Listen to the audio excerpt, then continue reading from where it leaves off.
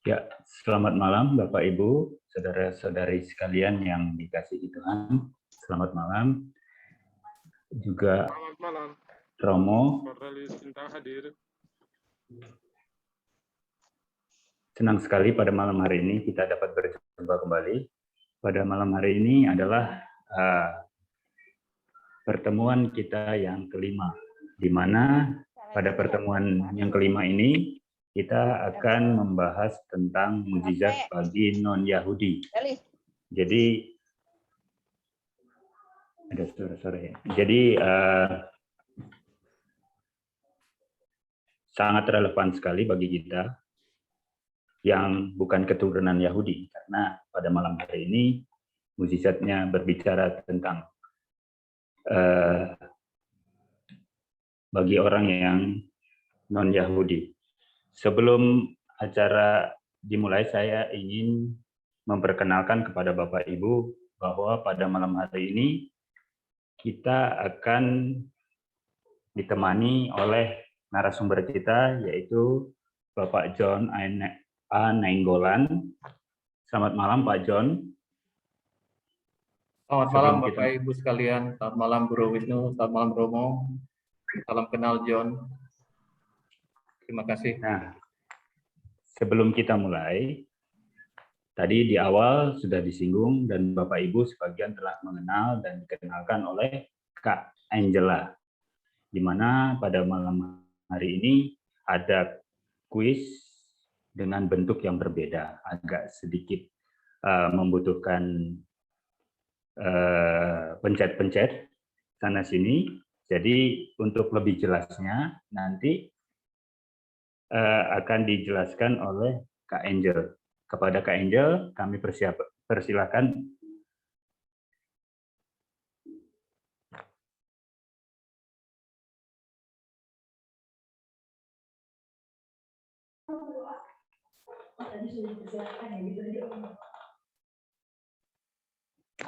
Baik Bapak Ibu, ternyata tadi sudah dipersilahkan untuk lihat di chat. Di chat nanti Bapak Ibu dapat melihat link dari kuis yang akan ditayangkan pada malam hari ini. Sebelum kita mulai, lebih baik kita mendengar atau kita melihat supaya lebih tahu kepada narasumber kita, yaitu Pak John. Siapa itu Pak John? Jadi mari kita sama-sama melihat CV dari Pak John.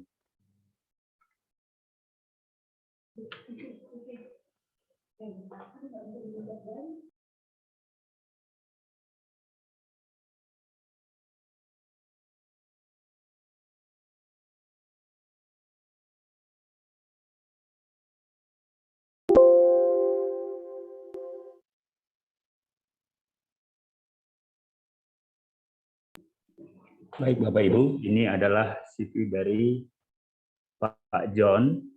Beliau adalah anggota seksi kitab suci paroki BMV Katedral, kemudian pengurus lingkungan Santo Mikael, wilayah Santa Bernadette paroki BMV Katedral, kemudian keluarga Katolik tinggal di Bogor, Jalan Baru.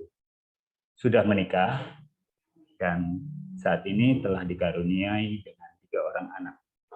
Saya kira CV yang cukup singkat ini sudah cukup ya memperkenalkan siapa itu Pak John A. Nainggolan.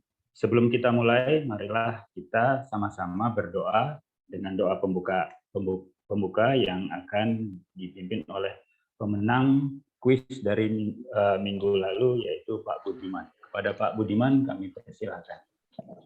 Terima kasih Pak Wisnu.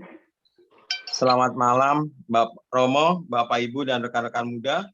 Marilah sebelum memulai pertemuan ini kita memulai dengan doa. Dalam nama Bapa dan Putra dan Roh Kudus. Amin. Allah Bapa yang Maha Kuasa, puji dan syukur kami haturkan kepadamu, khususnya pada malam hari ini kami bisa berkumpul bersama untuk pertemuan kami kembali. berkat anugerah kesehatan yang Kau berikan, sehingga kami semua bisa berkumpul. Terima kasih juga atas kehadiran-Mu Tuhan, khususnya untuk Bapak pengajar kami malam ini, Pak John Nainggolan yang telah hadir. Berkatilah selalu dengan berkat-Mu juga buat romo-romo kami ya Tuhan, dalam pengajaran ini selalu memberikan pengajaran kepada kami dan juga panitia acara KKS ini ya Tuhan. Dari awal sampai akhir mereka telah memberikan yang terbaik. Berkati juga kami yang hadir pada malam hari ini dengan hati dan curahan Roh Kudus-Mu, sehingga kami bisa menerima dan menghayati firman-firman-Mu yang hadir pada malam hari ini. Berkatilah kami selalu dengan Roh Kudus-Mu dan berkati kami dengan cahaya-Mu. Amin. Kemuliaan kepada Bapa dan Putra dan Roh Kudus, seperti pada permulaan, sekarang selalu sepanjang segala abad. Amin. Dalam nama Bapa dan Putra dan Roh Kudus. Amin. Terima kasih Pak Budiman. Inilah tadi barusan kita lihat profil pemenang kuis kita minggu lalu. Sebelum kita masuk pada sesi presentasi dari materi pada malam hari ini, saya akan membacakan singkat saja tentang peraturan dan tata tertib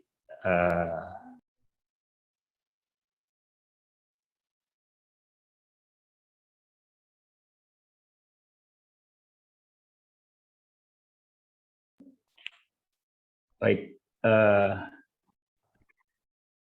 Yang pertama, kami mengucapkan untuk selamat kepada peserta KKS, kemudian yang pertama sekali mempersiapkan kitab suci, karena ini kursus kitab suci, jadi alangkah baiknya ada kitab suci di sebelah kita. Kemudian sebelum mengikuti KKS, sangat disarankan Anda membaca perikop sesuai subtopik terkait. Jadi kemarin juga di grup WA peserta juga telah ditampilkan. Kemudian mengikuti KKS dengan tepat dan posisi senyaman mungkin. Jadi agar supaya Bapak Ibu dapat mencerna apa yang disampaikan oleh narasumber kita dengan baik. Tidak ada gangguan suara serta dengan kondisi sinyal internet yang cukup. Gunakan nama Anda pada akun Zoom, tidak menggunakan nama alias atau nama pada settingan asli HP, agar semua peserta dan pengajar dapat saling mengenal dan menyapa. Yang kelima, posisikan perangkat Anda dalam keadaan mute, suara dinonaktifkan kecuali jika semua pertanyaan dapat diajukan melalui kolom chat. Pertanyaan yang tidak dapat dijawab atau belum lengkap akan disampaikan melalui grup WA. Kemudian yang ketujuh, peserta sangat diharapkan menulis kata hadir pada kolom chat agar host dapat mencatat kehadiran dan juga untuk keperluan undian berhadiah pada KKS minggu depan. Yang ke-8, ikutilah kursus kitab suci ini hingga 8 sesi selesai untuk mendapatkan pemahaman utuh terkait topik yang dibahas. Ke-9, sertifikat akan diberikan kepada peserta yang mengikuti secara purna 8 kali pertemuan KKS. Yang ke-10, selamat mengikuti KKS. Terima kasih. Kemudian kami persilahkan kepada Pak John untuk mempresentasikan materi tentang perikop yang kalau tidak salah Matius 15, 21 sampai 28 tentang perempuan Kanaan yang percaya. Kemudian yang kedua Matius 8 ayat 5 sampai 13 tentang Yesus menyembuhkan hamba seorang perwira di Kapernaum. Kepada Pak John kami persilahkan. Dalam presentasi ini Pak John mempunyai waktu 45 menit dan ketika waktunya tinggal 7 menit nanti kami akan mengingatkan Pak John. Kepada Pak John kami persilahkan. Oke. Selamat malam Bapak Ibu semua, selamat malam Romo. Sekali lagi saya ucapkan terima kasih kepada moderator kita dan segenap tim Paulus KKS Paulus Santo Paulus Depok maksud saya. Pada malam hari ini saya juga sangat bersyukur boleh diberi kesempatan, boleh mengambil bagian dari sharing pendalaman kitab suci secara bersama dari tim gabungan dari KKS Paulus dan juga tim KKS dari paroki kami, paroki BMP Katedral. Pada malam hari ini saya juga sedikit ingin berkenalan juga dengan Bapak Ibu sekalian. Tentunya saya termasuk yang paling junior di seksi paroki Kitab Suci BMP Katedral. Saya diajak masuk dalam paroki sesi Kitab Suci. Saya bersyukur dan diberi kesempatan. Dan pada malam hari ini saya juga kembali ketemu dengan termasuk salah satu senior saya ini Pak Bro Wisnu. Beliau juga bagian dari komunitas KPKS. Dan saya juga sempat ikut di KPKS di angkatan ke-12. Dan saya yakin juga di sini ada Bapak Ibu sekalian yang juga sudah lebih dahulu dari saya untuk mengikuti KPKS dan pendalaman-pendalaman kitab suci sebelumnya. Jadi dari kesempatan ini pemaparan pengantar diskusi dari pertemuan kelima, kiranya Bapak Ibu bisa berbaik hati untuk dalam bertanya, memberikan pertanyaan-pertanyaan yang juga meneguhkan, melengkapi, dan tidak terlalu sulit kepada saya, dengan notabene saya termasuk paling junior dibanding para senior-senior kami yang sebelumnya. Ya, terima kasih, itu sedikit dari kami. Oke, Bapak Ibu ya.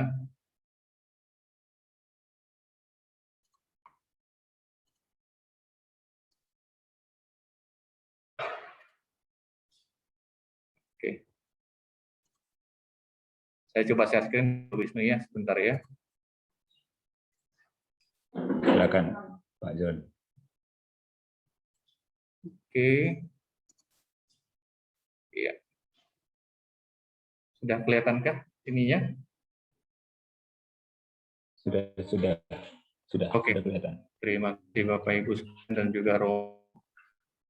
Pada ini kita melanjutkan pertemuan sebelumnya, masih membicarakan tentang mujizat-mujizat Yesus yang mencengangkan.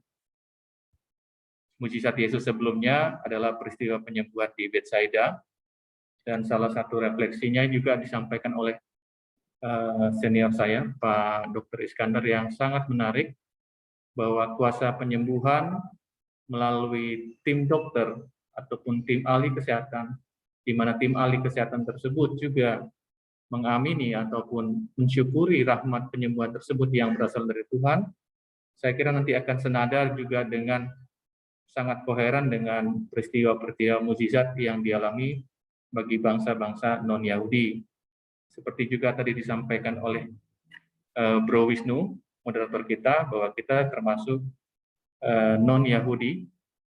Jadi kita akan membicarakan pertemuan kelima ini dengan penuh sukacita. Di sini ada saya kutip salah satu ayat emas dari perikop yang pertama, yaitu Matius 8 ayat 10.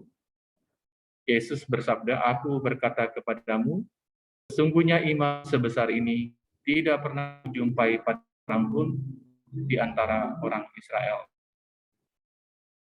Kemudian pada perikop kedua nanti kita juga akan bersama-sama untuk mendalami ataupun sharing bersama tentang iman perempuan Kanaan. Di sini ayat emasnya yang saya kutip adalah dari Matius bab 15 ayat 2. "Hai ibu, besar imanmu, maka jadilah kepadamu seperti yang hendaki." Oke, Bapak Ibu kalian yang terkasih, ada 5 langkah dalam pertemuan malam ini membahas 2 perikop tadi.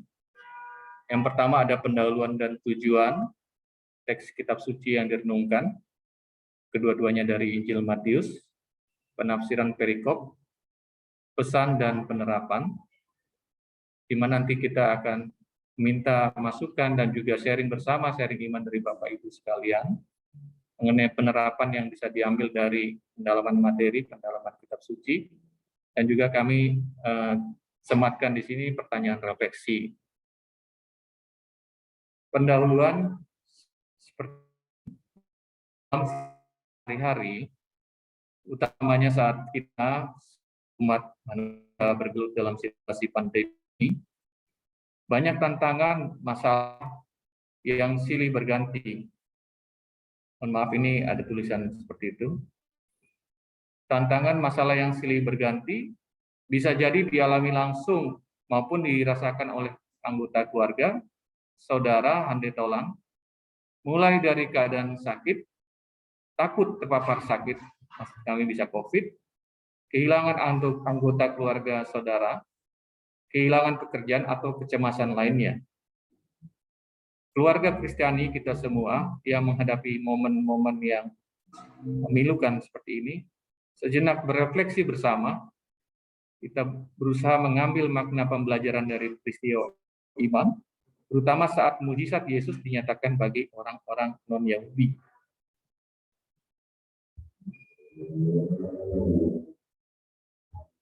Tujuan pertemuan kelima, kita melalui peristiwa-peristiwa mujizat yang nanti kita sharingkan secara bersama. Kami yakin Bapak Ibu sekalian juga sudah membaca perikop-perikopnya.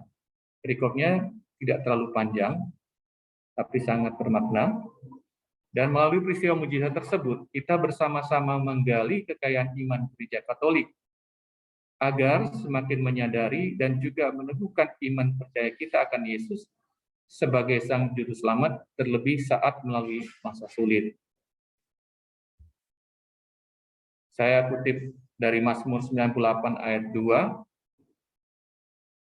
bahwa Tuhan telah memperkenalkan keselamatan yang daripadanya, telah menyatakan keadilannya di depan mata bangsa-bangsa.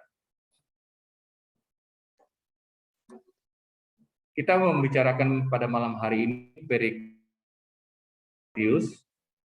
Jadi kami sedikit merefresh apa yang Bapak Ibu juga sudah selalunya punya dalam permenungan sehari-hari. Tema sentral Perjanjian Baru itu Yesus Kristus. Yesus Kristus di sini ada 3 poin yang kami coba sampaikan. Yang pertama, masa pemerintahan Herodes. Jadi agama Kristen itu lahir di tengah-tengah agama Yahudi yang berkembang di Palestina di masa pemerintahan Raja Herodes dan para wali negeri yang ditetapkan oleh Roma. Dan Yesus ini juga, karya Yesus didahului oleh karya Yohanes Pembaptis di bulletin yang kedua. Jadi pada zaman kerajaan Roma itu, pendahuluannya adalah pelayanan Yesus oleh Yohanes Pembaptis telah mulai memberitakan kerajaan Allah, di mana pada saat tersebut ada tahun ke-15 pemerintahan dari Kaisar Tiberius. Pada waktu itu Pontius Pilatus menjadi wali negeri Yudea dan Herodes Antipas menjadi raja wilayah Galilea. Ya, jadi karya Yesus didahului oleh Yohanes, di mana kita tahu bersama Yohanes itu adalah nabi yang menyerukan pertobatan dan pembaptisan. Karya Yesus itu jelas berkeliling sebagai pemberita kerajaan Allah dari kota ke kota di provinsi Galilea, mengajar dalam sinagoga-sinagoga Yahudi, dan ia menyatakan janji para nabi akan segera digenapi dengan datangnya kerajaan Allah. Ya, Yesus juga di sini mengajarkan secara populer perumpamaan-perumpamaan menarik yang penuh dengan wibawa. Kemudian tema sentral berikutnya adalah masa awal gereja. Di sini kami sampaikan ada mati tetap hidup, tabir misteri Yesus, lahirnya gereja, hidup jemaat Kristen masa awal, dan benturan dua dunia. Jadi di sini kami sampaikan sekedar merefresh bahwa tema sentral Perjanjian Baru seperti itu. Dan perkenalan singkat untuk input materi baca, kita renungkan pada pertemuan kali ini diambil dari 2 perikop Matius. Matius sendiri, Injil menurut Matius, teks yang diperkirakan di susun pertama itu hilang tanpa bekas. Ditulis dalam bahasa Ibrani atau Aramea bagi orang-orang Kristen asal Yahudi. Injil Matius yang kita kenal sekarang diyakini ditulis dari seorang yang tidak dikenal, tapi ditujukan kepada suatu jemaah Kristen asal Yahudi yang diperkirakan jemaah tersebut sudah agak tua, tetapi jemaah yang terbuka bagi kehidupan bangsa-bangsa lain. Redaktur final Injil ini seorang Kristen berjiwa guru dan juga mempergunakan bahasa dari Injil Markus dan dari sumber-sumber lain. Jadi ini sedikit mengulang kembali tentang Injil Matius. Ini kita karena tadi di depan disampaikan tentang orang-orang non-Yahudi, kita sedikit melihat kembali tentang orang-orang Yahudi di zaman Perjanjian Baru. Siapa mereka? Jadi orang-orang Yahudi itu dari bangsa-bangsa lain seperti yang kita tahu. Pertama karena agama mereka. Agama Yahudi itu imannya didasarkan pada kitab suci dengan perantaraan Musa dan para nabi. Dan terlebih juga untuk orang Yahudi itu kurban yang diwajibkan oleh Taurat Musa hanya dipersembahkan di Bait Suci Yerusalem. Jadi dalam tradisi Yahudi, Yerusalem itu merupakan kota yang suci dan penting. Bait Suci pada saat itu dirancang oleh Herodes untuk menjadi bangunan yang paling mengesankan. Anjungan yang menopang pelataran dan gedungnya adalah yang terbesar di dunia. Dan kompleksnya begitu luas, begitu megah, sekitar 16 hektar, dan lebih luas daripada gedung musyawarah di Roma. Jadi kurban yang diwajibkan itu dipersembahkan di Bait Suci, sekalipun orang-orang Yahudi dapat berkumpul dan berdoa, juga beribadat di tiap-tiap kota. Namun mereka sangat memegang teguh untuk melakukan kurban hanya di tempat, yaitu di Bait Suci. Itu sedikit tentang orang-orang zaman Perjanjian Baru, terutama orang-orang Yahudi. Pengantar yang kedua tentang pendahuluan, yaitu tentang gagasan teologis Injil Matius. Jadi kami mengulas sedikit supaya kemudian kita lebih memasuki nanti perikop yang dipilih pada pertemuan kali ini. Gagasan teologis Injil Matius, yang pertama, Yesus sebagai pusat Injil Matius. Yesus memang putra Allah yang penuh belas kasih. Yesus memang berkuasa sekaligus lemah lembut. Di dalam Injil Matius disampaikan begitu. Yesus memang seorang guru yang hebat, namun penuh dengan kesabaran.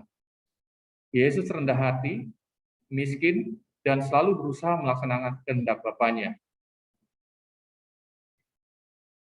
Gagasan teologis kedua yaitu kerajaan Allah.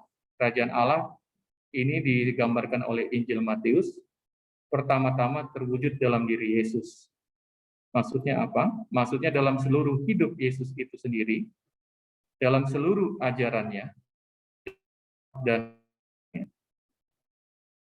poin gagasan ketiga dari teologis Injil Matius, gereja Matius. Artinya diterangkan di sini tersirat bahwa gereja menurut Injil Matius yaitu gereja yang tetap disucikan oleh Yesus dan berperan sebagai sarana Allah, kerajaan Allah di bumi. Gereja yang menurut Injil Matius bukan semacam kumpulan individu-individu yang mengakui Yesus, namun lebih kepada jemaah yang memiliki pimpinan, di mana pimpinan jelas dan bertindak atas nama dan wibawa Tuhan sendiri. Gereja menurut Injil Matius juga gereja yang amat Yahudi, dan ditafsirkan di antara para anggotanya tetap saja ada kelompok-kelompok yang berusaha mati-matian mempertahankan tradisi Farisi dan terikat pada masa lampau. Ini pengulangan sedikit tentang gagasan teologis Injil Matius. Kemudian kita masuk kepada perikop yang pertama, Bapak Ibu sekalian. Iman seorang perwira Kapernaum. Perikopnya sendiri itu berjudul di Alkitab, Yesus menyembuhkan hamba seorang perwira di Kapernaum. Kami menyampaikan di sini tokoh-tokoh yang ada adalah Yesus itu sendiri dan perwira Roma. Latar atau plot situasi dari perikop ini adalah di Kapernaum. Jadi kerajaan Roma ini sudah ada saat Yesus lahir. Yesus hidup di wilayah Israel Palestina dan kita tahu bersama Bapak Ibu pada waktu Kaisar Agustus mengeluarkan suatu sensus pada seluruh dunia pada saat itu untuk pendaftaran semua orang. Jadi di sini plot Kapernaum ini sangat menarik, di mana Kapernaum secara Injil Matius disampaikan sebagai kediaman Petrus. Di Kapernaum juga disebut sebagai Matius sebagai kotanya Yesus, Bapak Ibu sekalian, di mana Yesus menyembuhkan orang yang lumpuh. Ya, bisa dilihat dari Matius bab 9 ayat 1 sampai 7, dan juga Markus juga secara senada menyampaikan Markus bab 2 ayat 1 sampai 12. Kemudian Yesus juga menyembuhkan hamba ketua askar, menyembuhkan ibu dari istri Petrus, Matius 8 ayat 5 sampai 15, dan juga memanggil Matius menjadi salah seorang rasulnya. Membukakan mata yang buta, mengusir iblis, menyembuhkan tangan seorang laki-laki yang lumpuh, memberikan ucapan tentang roti kehidupan, juga diambil dari, bisa dilihat dalam Yohanes bab 6 ayat 22 sampai 65, dan juga peristiwa menyetujui untuk membayar cukai. Suatu perikop juga disampaikan dalam Matius tentang Kapernaum, di mana memberitahu Petrus untuk mengambil uang dari mulut seekor ikan untuk membayar pajak. Jadi Kapernaum merupakan kotanya Yesus dari penulis Injil Matius. Dan ini bisa dilihat, mungkin ini terlalu kecil, tapi bisa dilihat kota Kapernaum itu ada kota di poin nomor 7. Sedangkan Nazaret di nomor 10 ini, Nazaret di sini, Kapernaum di sini, Bapak Ibu. Nah, ini wilayah Kapernaum. Dan ini foto bangunan Kapernaum buat para peziarah, Bapak Ibu yang di sana. Salah satu bangunan yang mungkin sudah familiar dari Bapak Ibu sekalian. Ini bangunan kota Tuhan Yesus di Kapernaum. Oke. 8 ayat sampai 13, iman seorang perwira Kapernaum. Strukturnya kita bagi dalam beberapa sub perikop. Ayat 5 sampai 6 kita lebih melihat kepada introduksi permohonan perwira. Tentu saja perwira Kapernaum yaitu perwira di Roma yang ditafsirkan sebagai perwira yang bertugas dengan markas pasukannya yang berada di sekitar Kapernaum. Ayat 7 sampai 9, iman perwira percaya akan kuasa Yesus. Dan ayat 10 sampai 12, ujian Yesus atas iman seorang kafir. Dan ayat 13 melaksanakan karya penyembuhannya. Yesus melaksanakan karya penyembuhan. Ini struktur kisahnya dari perikop ini. Kemudian penafsiran perikop, membaca secara mendalam. Ini kami bagi menjadi dua tokoh, seperti yang disampaikan, yaitu ada tokoh Yesus dan tokoh perwira Roma. Jadi kita akan melihat di sini apa yang disampaikan oleh Yesus dan apa yang disampaikan oleh perwira Roma. Saya mungkin akan meminta bantuan Pak Moderator, Pak Bro Wisnu, untuk salah seorang Bapak atau Ibu boleh yang berkenan untuk membaca ayat ke-6. Kemudian jadi salah seorang Ibu ayat ke-6, salah seorang Bapak ayat ke-7 yang memang secara spontan boleh memahami ini. Silakan Pak Wisnu. Baik, terima kasih Pak John, Bapak Ibu yang ada di sini. Kiranya Bapak Ibu yang sudah mendapatkan ayat yang telah disebutkan oleh Pak John tadi, monggo silakan langsung dibacakan. Jadi ayat ke-6 dan ayat ke-7, atau bisa dibaca di chat yang ada di depan kita. Silakan Bapak Ibu.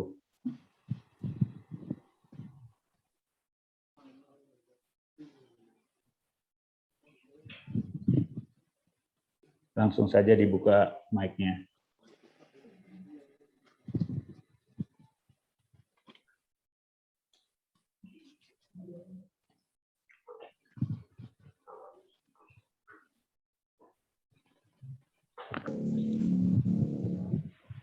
Saya membacakan, Pak Wisnu, Silakan Ibu. Terima kasih. dari Matius 8 ayat 6 dan 7 ya? Ayat 6 Ibu. Ayat 6 dulu. Ibu. Oh, Baik. saya ayat 6. Ya. Baik Ibu. Matius 8 ayat 6. Tuan, hambaku terbaring di rumah karena sakit lumpuh dan ia sangat menderita. Baik, ayat 7-nya kepada Bapak. Yesus Bagaimana? berkata kepadanya, "Aku akan datang menyembuhkannya." Baik, terima kasih Bapak dan Ibu. Kembali kami serahkan kepada Pak John. Silakan Baik. Pak John. Terima kasih Bapak Ibu yang telah membacanya.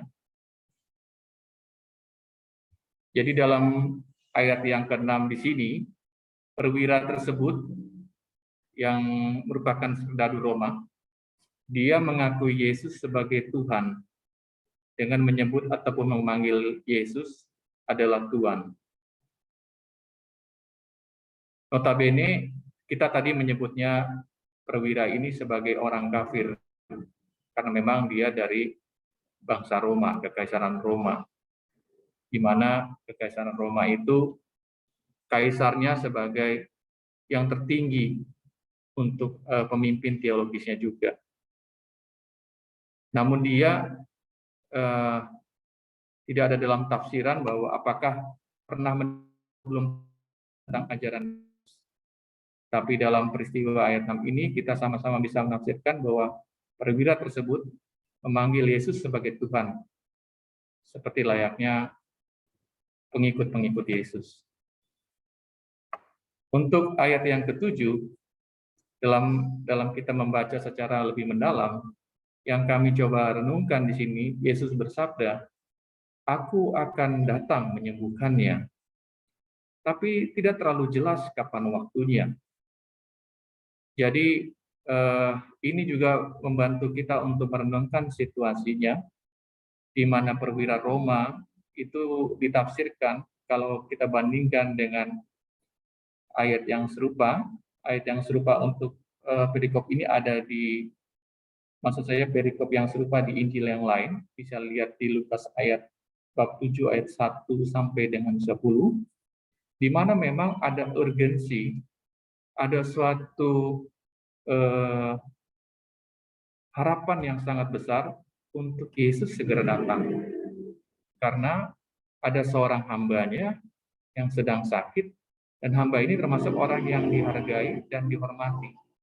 Kesembuhan untuk seorang hamba ini benar-benar sangat dirindukan, sangat dibutuhkan kesehatannya oleh perwira Roma ini.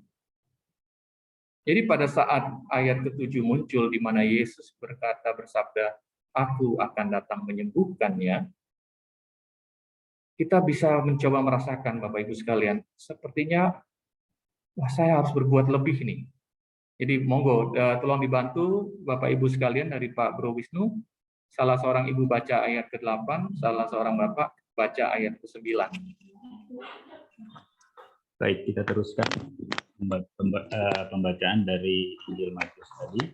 Kepada Ibu, silakan membaca di ayat 8. Ayat ke-8 ya Pak Wisnu. Ya, Ya, terima silakan kasih. Ibu.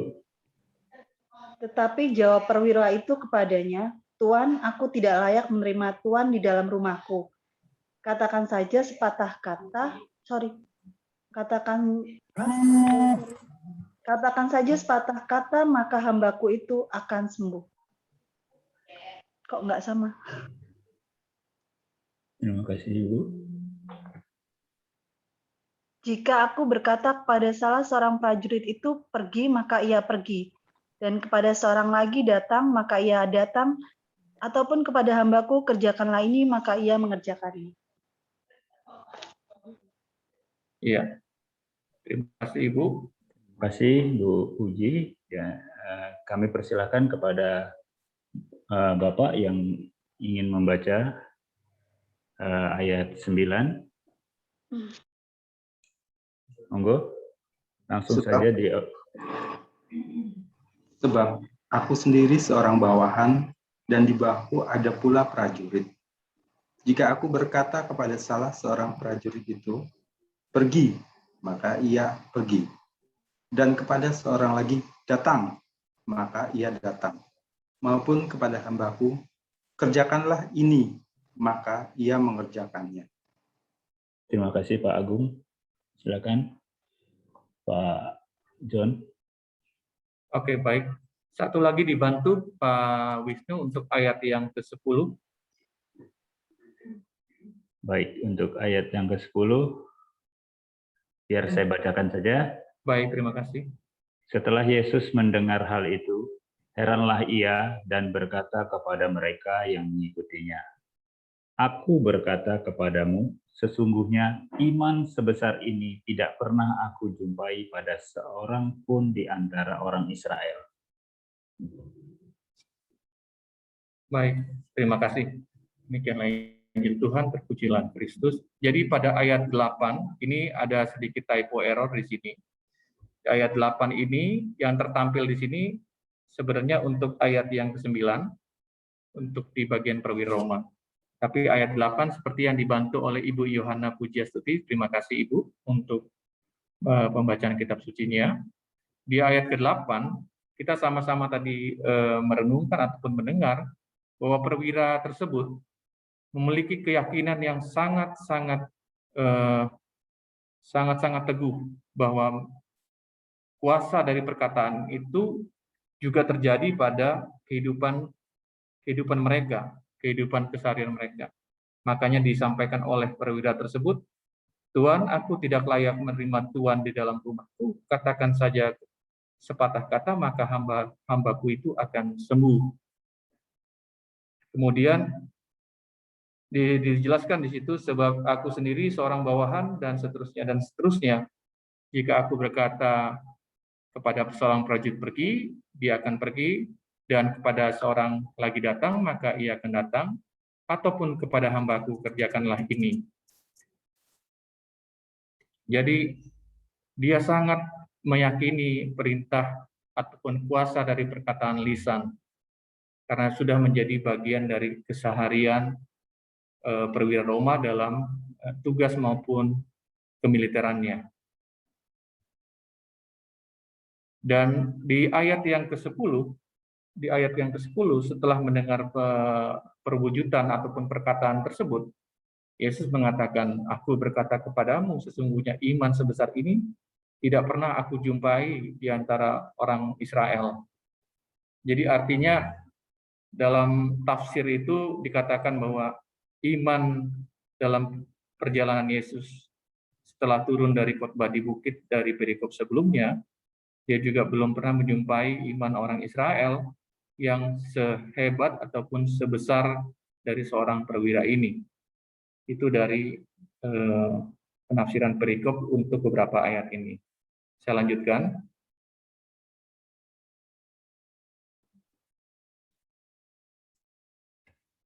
Ayat ke-11 dan ayat ke-12, di sini Yesus yang menyampaikan bahwa aku berkata kepadamu, banyak orang akan datang dari timur dan barat dan duduk makan bersama-sama dengan Abraham, Ishak dan Yakub di dalam kerajaan surga. Dan ayat ke-12, saya kutip Sedangkan anak-anak kerajaan itu akan dicampakkan ke dalam kegelapan yang paling dalam, di sanalah akan terdapat ratap dan kertak gigi. Ayat 11 dan 12 ini bisa ditafsirkan sebagai bentuk keadaan, antisipasi keadaan sesudah kematian dan kebangkitan Yesus. Banyak orang Yahudi akan dikucilkan karena ketidakpercayaan mereka terhadap Yesus. Kemudian pada ayat yang ke-13, Yesus menyampaikan kuasanya dengan bersabda, "Pulanglah dan jadilah kepadamu seperti yang engkau percayai." Jadi di sini kuasa Yesus, kuasa firman Yesus memberikan jawaban yang menunjukkan atas kepercayaan perwira Roma tadi.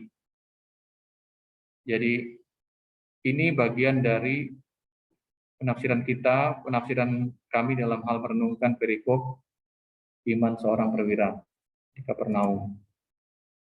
Pesan dan pertanyaan refleksi.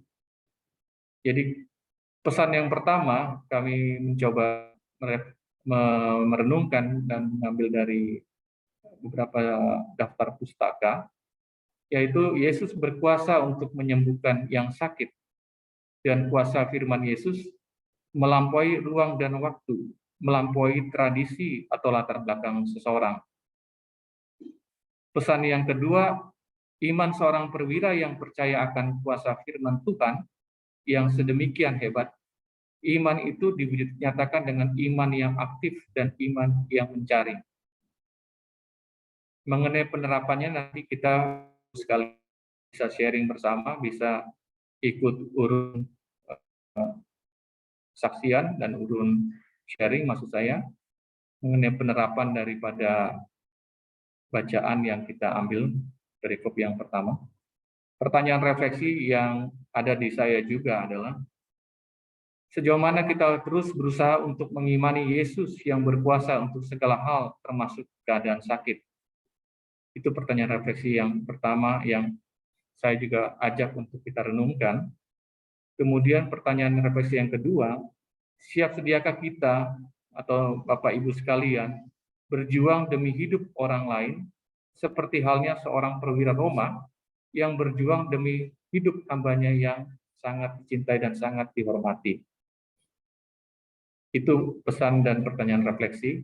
Nanti dalam sesi sharing dan kemudian tanya jawab kita bisa saling meneguhkan dan melengkapi untuk perikop yang pertama. Saya lanjut untuk perikop yang kedua. Perikop ini diambil dari Matius bab 15 ayat 21 sampai 28. Masih merupakan mujizat bagi orang-orang non-Yahudi. Judul perikopnya langsung menunjukkan ada perempuan Kanaan yang percaya. Jadi iman seorang perempuan Kanaan. Struktur kisahnya ada 21 sebagai ayat yang pengantar Bapak Ibu sekalian, di mana di situ diceritakan Yesus menyingkir ke daerah Tirus dan Sidon. Tirus dan Sidon suatu daerah di mana di luar wilayah Yahudi, Bapak Ibu. Tirus dan Sidon itu masih berada 50 mil di utara Israel dan sampai sekarang masih ada di negara Lebanon modern. Struktur yang kedua, ayat 22 sampai 23a, menceritakan pertama dari wanita Kanaan dan bungkamnya Yesus. Dan ayat 23b sampai 24 ada intervensi murid-murid dan jawaban Yesus. Ayat 25-26 itu menceritakan kembali tentang permohonan kedua wanita Kanaan dan jawaban Yesus. Ayat 27-28a, ucapan ketiga wanita Kanaan dan jawaban final Yesus. Dan ayat 28b, mujizat, yang memang ini artinya ditafsirkan terjadi.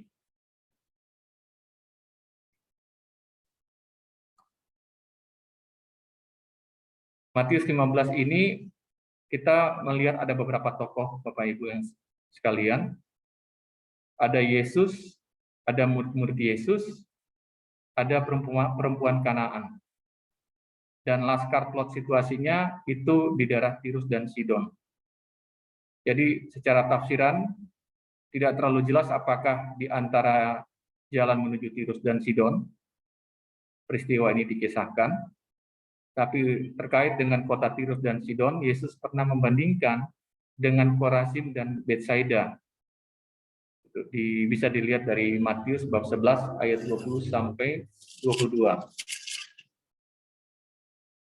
Saya bacakan sedikit ya Bapak Ibu.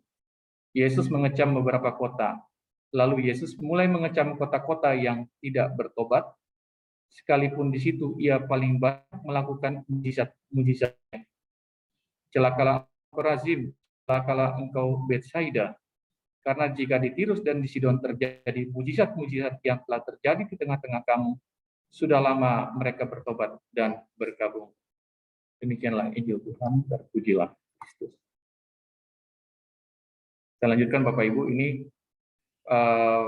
peta yang paling kita sudah familiar. Ini bisa dilihat juga di Alkitab kita masing-masing, di halaman belakang. Di situ bisa Bapak Ibu lihat Palestina pada zaman Tuhan Yesus. Di sini ada daerah Tirus dan di sini ada Sidon. Itu. Jadi di situ latar ataupun plot situasi perikop ini dituliskan. Penafsiran perikop secara kita melihat dari beberapa tokoh. Ada Yesus, ada perempuan Kanaan, ada murid-murid Yesus. Kembali mungkin saya mengundang dari Pak Bro Wisnu untuk seorang ibu membacakan di ayat kedua-dua, ayat 23 dari seorang bapak atau ya, seorang muda kita yang pria, kemudian ayat 24-nya juga kembali seorang ibu, itu ayat genap ibu, ayat ganjilnya bapak. Ayat 22 sampai 24 ya, secara bergantian. Baik, Bapak Ibu bisa langsung saja ayat 22 seorang ibu, ayat 23 seorang bapak, dan ayat 24 seorang ibu. Silakan. Langsung saja.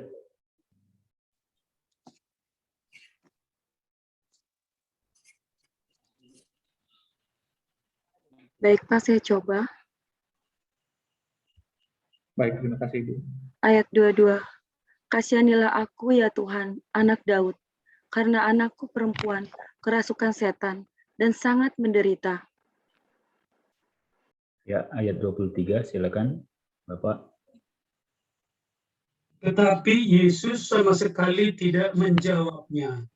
Lalu murid-muridnya datang dan meminta kepadanya, suruhlah ia pergi. Ia mengikuti kita dengan berteriak-teriak.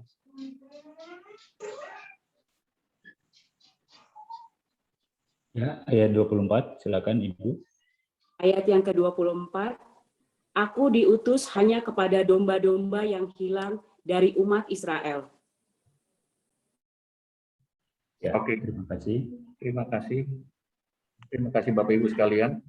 Jadi dari ayat 22, pada saat Yesus dan murid-muridnya tiba di ada perempuan yang bisa ditafsirkan bagian dari orang yang kafir, yang tidak mengenal Tuhan, tapi lagi-lagi bukan berarti dia bukan seorang perempuan yang tidak mendengar ataupun mengenal ajaran, mendengar dan mengenal ajaran Kristus atau mengajaran tentang umat Yahudi. Kemudian di sini disampaikan bahwa kasihanilah aku ya Tuhan. Jadi sapaan ya Tuhan ini merupakan sapaan hormat. Bisa kita renungkan sebagai Kyrie pada saat kita sampaikan ya Tuhan.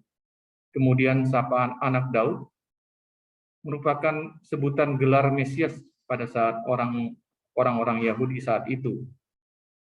Dan kemudian kenapa disampaikan Daud, anak Daud yang sebagai penyembuh?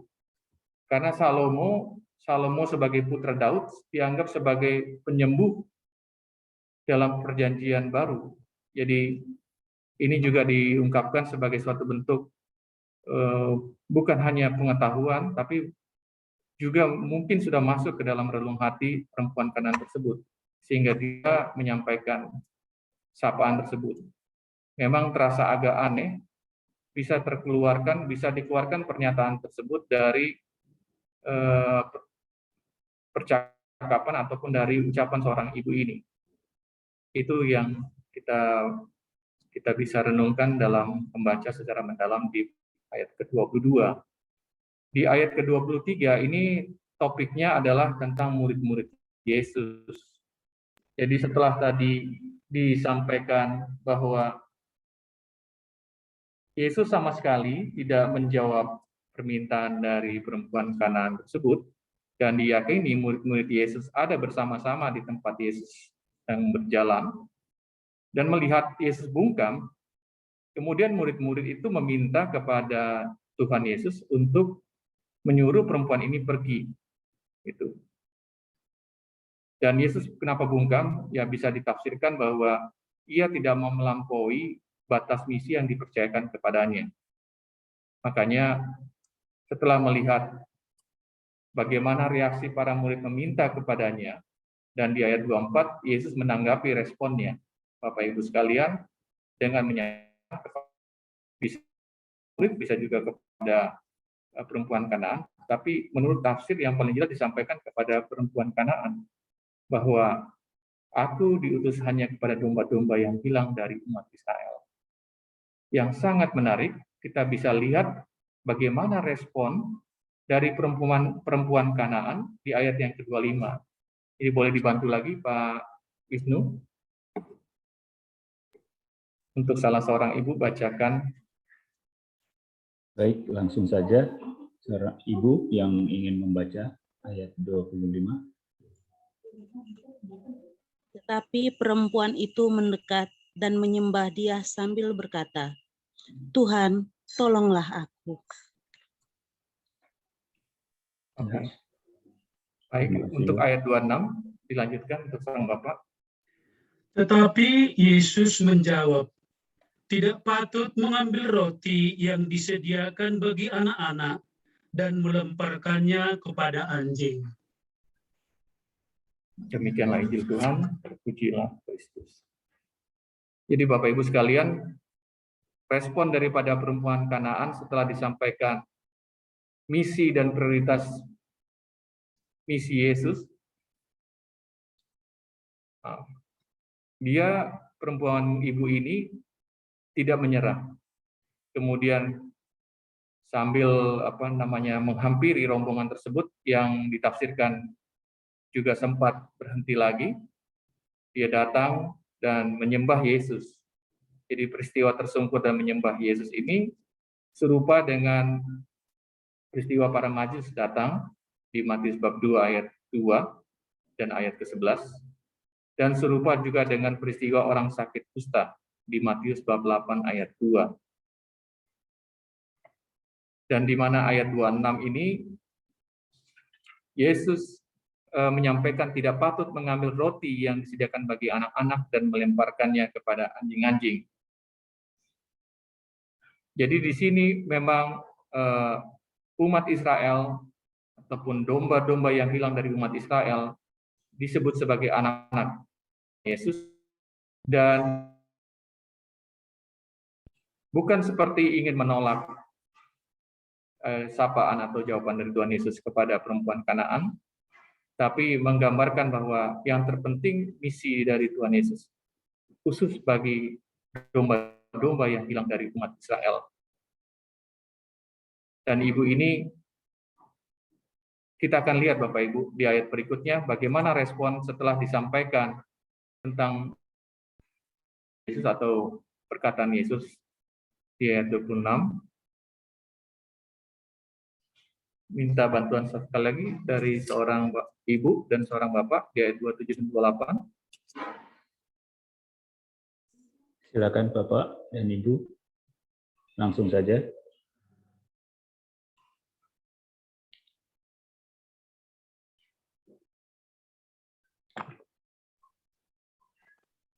Benar Tuhan, namun anjing itu makan remah-remah yang jatuh dari meja tuannya.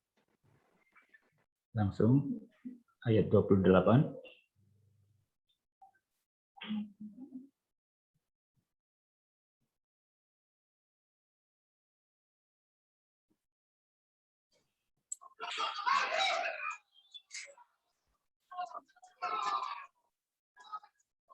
Baik, saya Maka bacakan. Yesus menjawab dan berkata kepadanya, "Hai ibu, besar imanmu, maka jadilah kepadamu seperti yang kau kehendaki." Dan seketika itu juga anaknya sembuh. Demikianlah Injil Tuhan, terpujilah Kristus. Terima kasih pada Bapak Ibu yang baru saja membaca.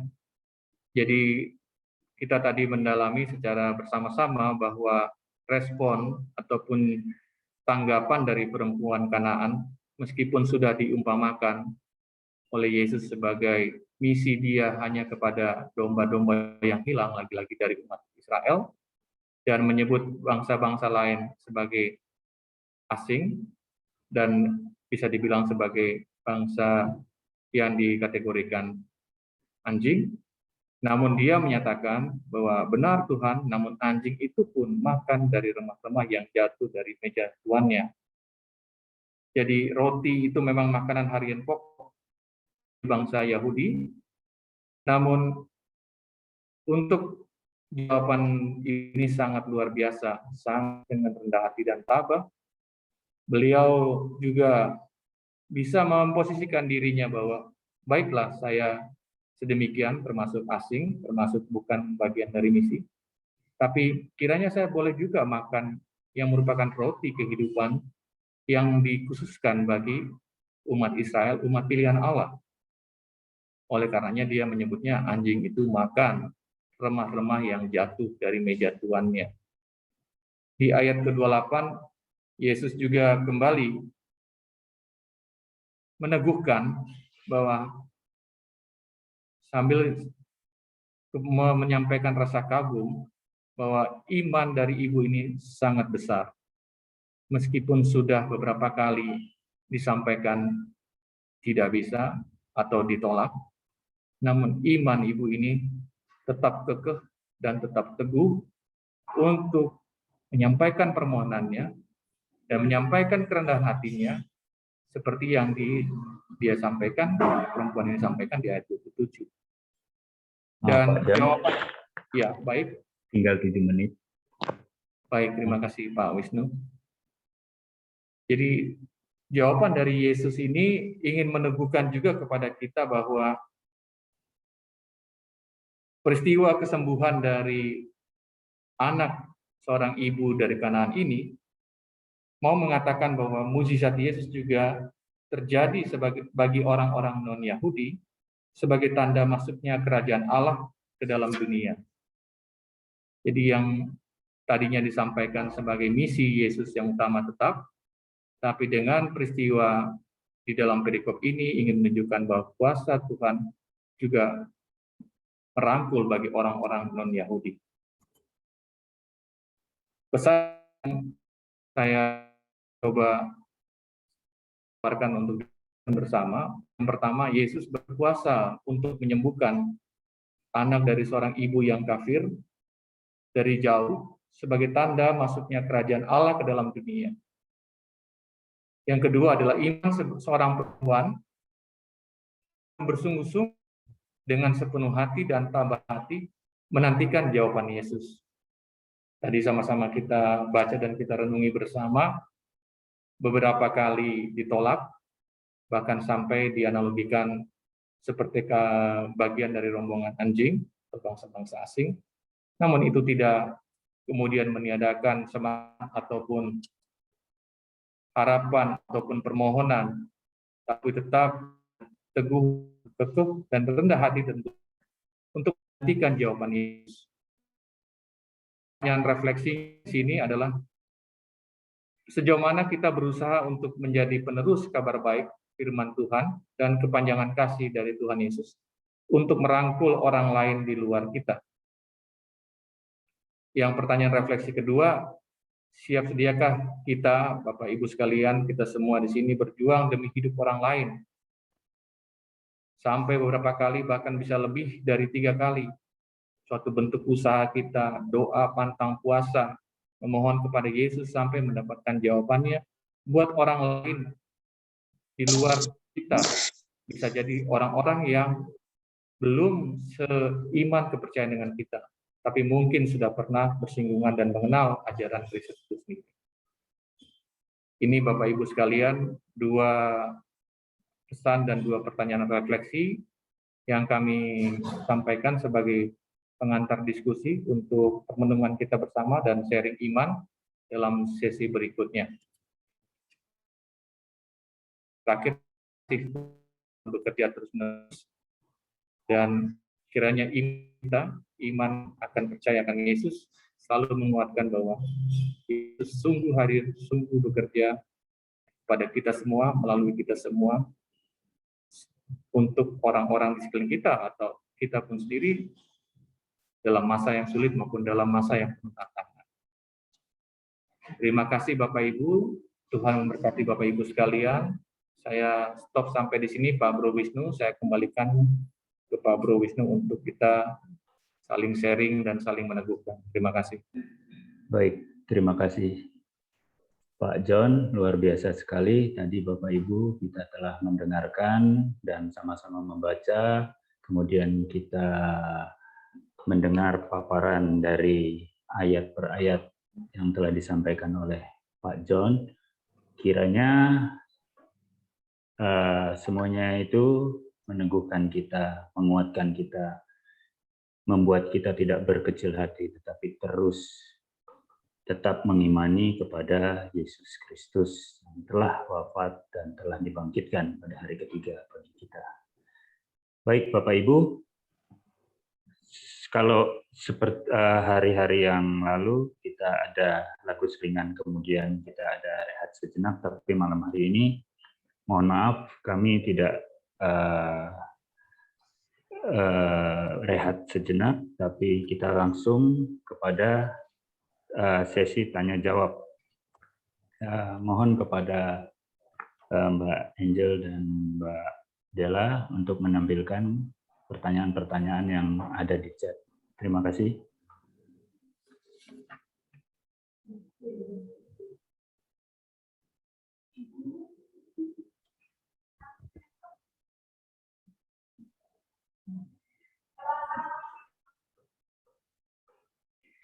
Baik, pertanyaan pertama pada Pak John dari Pak Raimandus Purba.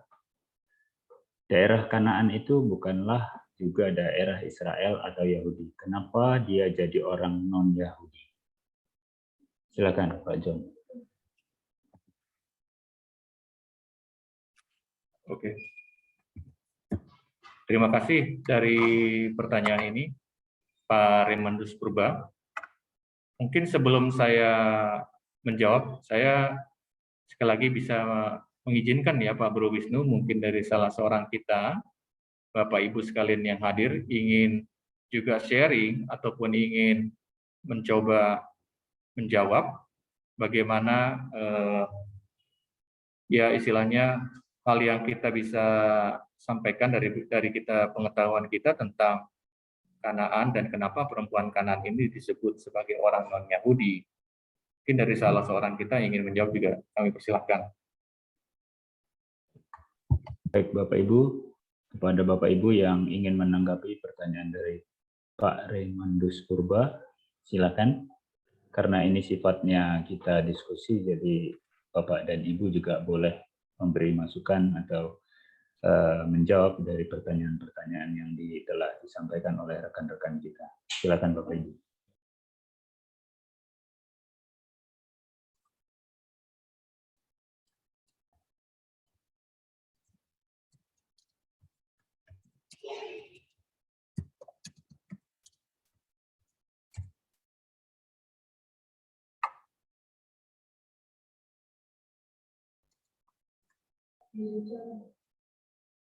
Baik Pak John, mungkin bisa ditampilkan kembali peta zaman Yesus, jadi kita bisa sama-sama melihat. Jadi oke, di ya. Ya, dari daerah mana? Di Kanaan itu daerahnya mana sampai mana, jadi kita bisa sama-sama melihat kembali. Terima kasih. Oke.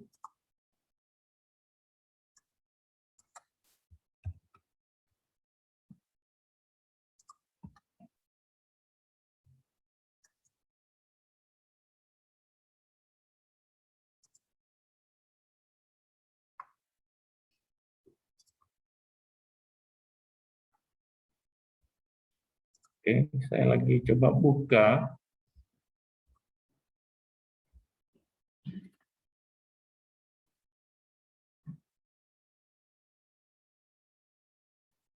Oke.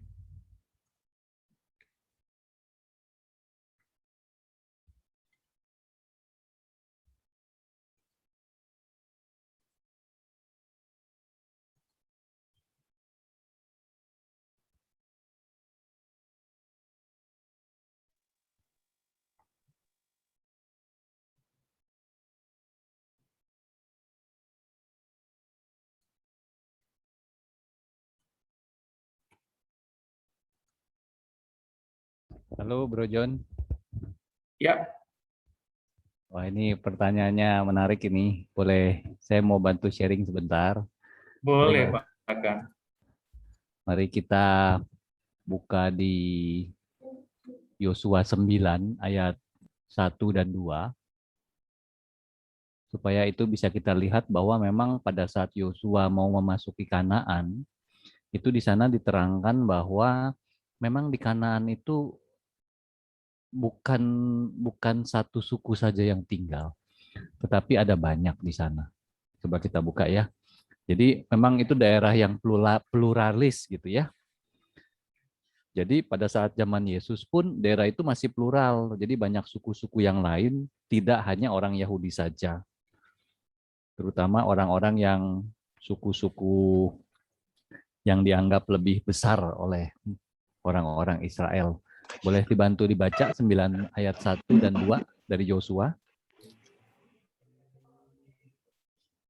Yosua berapa? 9? Yosua 9 ayat 1 dan 2. Baik, saya bacakan Pak Iskandar. Silakan. Ketika terdengar oleh raja-raja di sebelah barat Sungai Yordan, di pegunungan, di daerah bukit, dan di sepanjang tepi pantai Laut Besar sampai ke seberang Gunung Libanon, yakni raja-raja orang Het, orang Amori, orang Kanaan, orang Feris, orang Hewi, dan orang Yebus. Ayat kedua, bergabunglah mereka dengan seia sekata untuk memerangi Yosua dan orang Israel.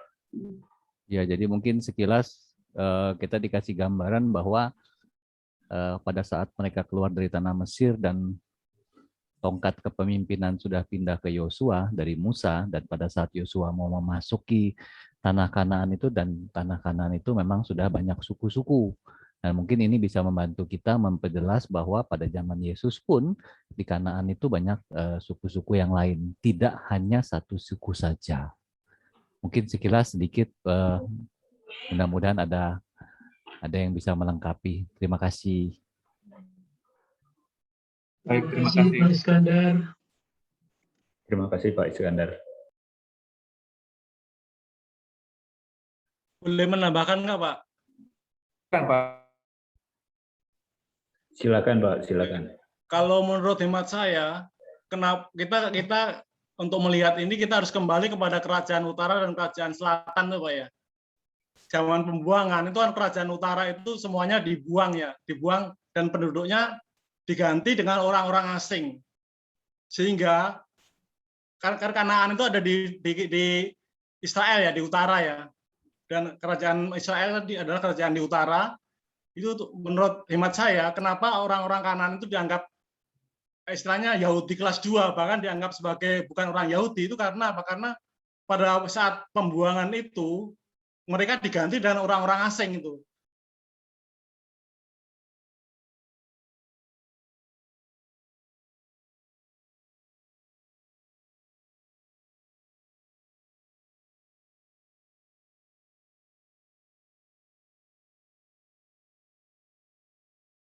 sana oleh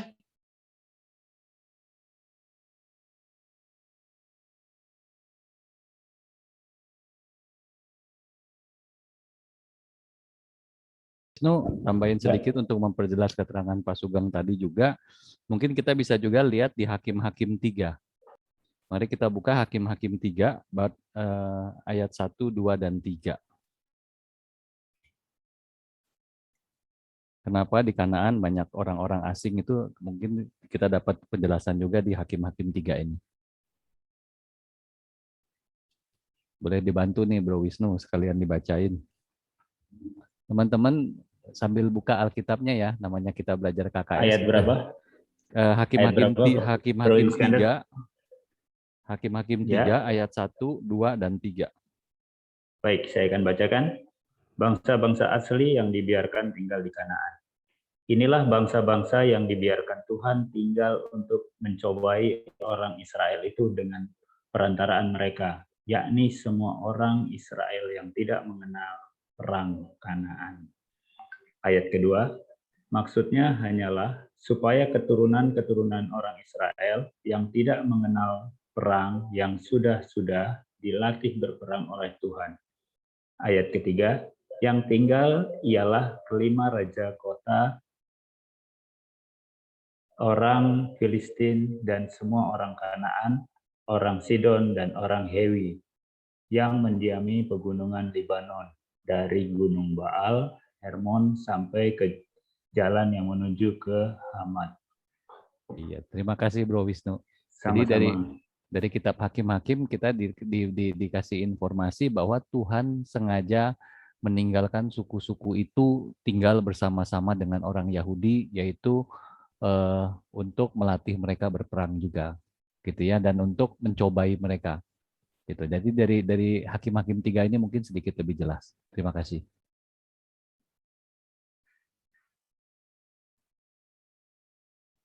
Oke, baik. Terima kasih Pak Wisnu dan tambahan dari Pak Sugeng dan Pak Iskandar.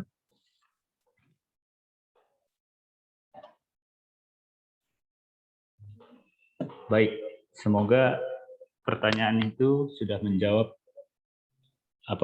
penjelasan itu sudah menjawab pertanyaan dari Pak Remandus ya. Baik, kita akan langsung ke pertanyaan berikutnya. Kakak Angel, Kakak Ella.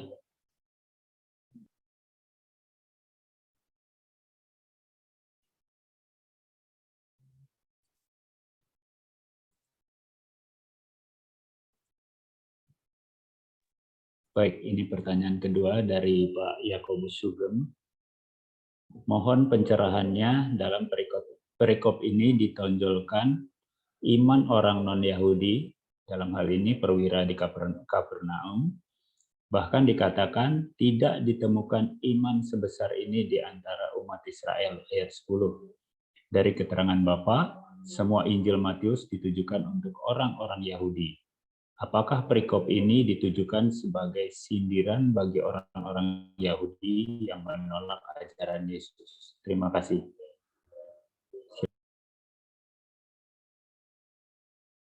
Oke, terima kasih Pak Wisnu dan Pak Sugeng. Jadi memang Injil Matius itu ditujukan untuk orang-orang Yahudi. Dan memang di dalam tadi kita melihat ringkasan di awal mengenai Injil Matius, itu dari pustaka yang kami peroleh, memang teks yang pertama itu sudah hilang.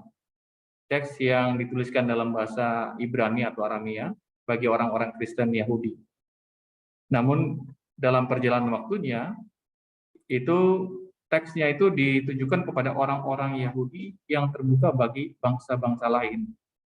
Redaktur ataupun penulis Injil Matius yang secara anggun sudah mengumpulkan kembali dari berbagai sumber, termasuk dari sumber Injil Markus, itu sedikit lebih menegaskan tentang tema sentral atau gagasan teologis dari Injil Matius kepada orang-orang Yahudi yang memang terbuka bagi bangsa-bangsa non-Yahudi. Apakah ini semacam sindiran? Tadi pertanyaannya begitu ya. Apakah ini semacam sindiran bagi orang-orang Yahudi yang menolak ajaran Yesus? Kalau tadi kita sedikit mencoba menggabungkan dengan ayat yang penyembuhan, ayat peneguhan Yesus kepada perempuan Kanaan, atas permintaan perempuan Kanaan ini, jadi di dalam tafsirannya adalah peristiwa mujizat kuasa Yesus itu ingin memberikan penegasan bahwa misi Yesus juga ditujukan kepada orang-orang yang bukan umat Israel, orang-orang yang lain, bangsa-bangsa lain. Dengan perandaian seperti itu, ini juga merupakan suatu, kita boleh balik sedikit pinjam dari perikop iman seorang perwira di Kapernaum, di mana pada saat peristiwa penyembuhan itu, Yesus menyampaikan di ayat yang sebentar ya,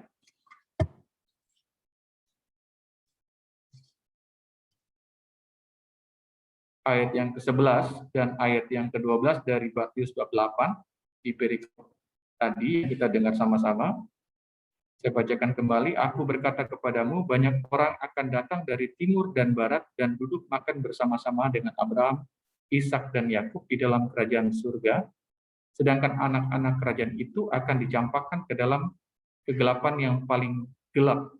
Di sanalah akan terdapat ratap dan kertak gigi. Jadi ini Yesus mengingatkan, Yesus ingin mengajak, meneguhkan kembali bahwa orang-orang yang sudah mendengarkan kabar baik dari Yesus sendiri dan sudah mendalami kitab Taurat dan hukum-hukum yang disampaikan oleh para nabi, itu ingin diteguhkan untuk tetap setia kepada melaksanakan ajaran kehendak Bapa, di mana ajaran kehendak Bapa itu diwujud nyatakan dengan kehadiran Yesus sendiri. Seperti yang tadi kami boleh sampaikan pada saat mengulas sedikit tentang tema sentral Perjanjian Baru. Jadi kalau dikatakan sebagai sindiran, bisa jadi sebagai, lebih saya boleh menyampaikan sebagai teguran dan sebagai ajakan. Begitu Pak Yakubus Sugeng dan Pak Wisnu. Mungkin Bapak Ibu yang lain, silakan boleh menambahkan. Terima kasih. Ya, kepada Bapak Ibu yang ingin menambahkan, menanggapi, silakan. Karena sekali lagi saya ingatkan bahwa ini karena sifatnya kita diskusi, kita sama-sama belajar di sini. Jadi Bapak dan Ibu yang telah mengetahui atau tahu akan jawabannya, dipersilakan untuk menjawab dari pertanyaan itu. Ini ada yang raise hand dari Ibu Susana Sukaya Ginting, Pak Wisnu. Ya Pak John. Silakan Ibu. Silakan Bu. Ya, selamat malam Bapak Ibu Romo. Saya hanya sedikit refleksi saja. Kalau pada konteks ini, Tuhan Yesus berkata bahwa tidak sedikit orang yang akan datang dari timur dan barat gitu ya. Sebenarnya ini menjadi sindiran juga buat kita. Kita yang sudah mengaku Kristen, pengikut Kristus gitu. Apakah nanti akan lebih banyak lagi orang yang sekarang ini kita sudah dianggap anak, akan orang yang lebih layak lagi makan bersama Abraham, Yakub dan Ishak itu, sedangkan kita yang sudah benar-benar dianggap anak, kalau kita tidak bertobat atau tidak percaya, mungkin kita yang akan dicampakkan gitu. Itu yang permenungan saya yang sangat mendalam sebenarnya. Terima kasih. Terima kasih Bu Susana, luar biasa permenungannya. Terima kasih. Ya Bapak Ibu, tadi Ibu Susana telah menyampaikan bahwa kita pun yang telah dibaptis, telah percaya, namun apabila kita tidak benar-benar percaya, tapi hanya melakukannya karena ritual saja atau karena identitas saja, maka kita pun akan tidak dapat makan bersama-sama Abraham. Gitu ya Bu Susana, terima kasih.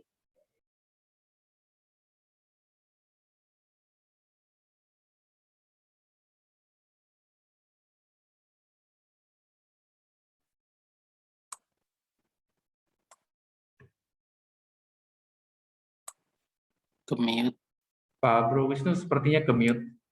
Oh, oke. Oke, terima kasih, Pak. Maaf, kita lanjutkan saja dengan pertanyaan ketiga. Pak Sugeng, tadi sudah beberapa orang yang menjawab atau menanggapi pertanyaan Bapak, kiranya itu sudah menjawab ya Pak ya. Sekarang kita pertanyaan ketiga, pertanyaan dari Bapak Antonius Yunan. Maaf Pak, saya ingin bertanya, kira-kira mengapa Yesus tidak langsung mau menyembuhkan perempuan Kanaan itu? Sedangkan saat bertemu perwira di Kapernaum, Yesus berkata, aku akan datang menyembuhkannya. Terima kasih. Pertanyaan yang bagus sekali Pak Antonius Yunan. Iya, silakan betul. Kepada Pak Guru John untuk menjawabnya. Iya, ini pertanyaan yang bagus sekali. Mungkin kita bisa mengundang Pak Wisnu sekali lagi dari Bapak Ibu sekalian yang sudah beberapa kali merenungkan, merefleksikan perikop yang tadi sama-sama kita baca, untuk bisa sharing dengan Pak Antonius Yunan, apa sebabnya Yesus tidak langsung mau menyembuhkan perempuan Kanaan itu. Jadi seperti kita jadi juga menggali kekayaan iman dalam peristiwa tersebut ya Pak Wisnu ya. Seperti layaknya pertemuan. Baik, silakan mungkin Bapak Ibu. Karena ini pengalaman masing-masing kita bisa juga dituangkan dalam menjawab pertanyaan ketiga ini Pak Wisnu ya. Iya, betul Pak John. Jadi kesannya dari pertanyaan ini ada dualisme gitu loh. Kenapa ketika perwira itu ini Yesus aku akan datang, kemudian tapi perempuan dari Kanaan itu Yesus menjawab dan memberi contoh yang jauh sekali, berkata bahwa anjing ada di situ. Mohon maaf, ada kata-kata anjing di situ. Jadi ini sangat berbeda sekali, sangat kontras sekali. Baik Bapak Ibu, silakan. Ini karena ini pertanyaan juga tentang refleksi, silakan Bapak Ibu yang mau merefleksikan. Saya mau coba menjawab Pak Wisnu. Ya, silakan Ibu. Silakan Ibu. Terima kasih. Kalau saya melihat ini pertanyaannya cukup dalam ya, pertanyaan ini Pak Antonius Yunan. Jadi mengapa Tuhan Yesus lebih kepada perwira Kapernaum, Tuhan langsung mengatakan aku akan datang menyembuhkannya. Karena Tuhan Yesus melihat ketulusan perwira Kapernaum ini, yang di Kapernaum ini, dia bukan pengikut Yesus, dia hanya mendengar tentang besarnya Tuhan, tapi dia dengan percaya demi anak buahnya. Jadi ketulusan dia untuk menolong anak buahnya, bukan keluarganya. Ini yang dilihat oleh Tuhan Yesus. Sementara orang Yahudi, orang Israel saat itu yang telah melihat Yesus membuat mukjizat masih belum percaya. Ini yang dipuji Tuhan dari perwira Kapernaum, karena itu saat dia minta, Tuhan langsung mengatakan akan datang menyembuhkannya. Sementara yang perempuan Kanaan ini sebenarnya Tuhan Yesus menunjukkan kepada kita, khususnya kita sekarang, kita yang adalah pengikut Yesus, kita ini kelas atas, kita ini semua kepala. Jadi saat perempuan Kanaan yang notabene bukan pengikut Yesus, dia seperti dibaratkan seperti seekor anjing yang mengambil remah-remah. Di sini juga dari pihak perempuan Kanaan ini Tuhan Yesus juga mau menguji dia, mau menguji hati perempuan Kanaan ini, apakah dia sungguh-sungguh. Karena yang jelas dia bukan pengikut Yesus. Itu dari saya. Terima kasih. Baik, terima kasih Ibu. Bapak dan Ibu, ada lagi yang mau men-sharingkan? Silakan.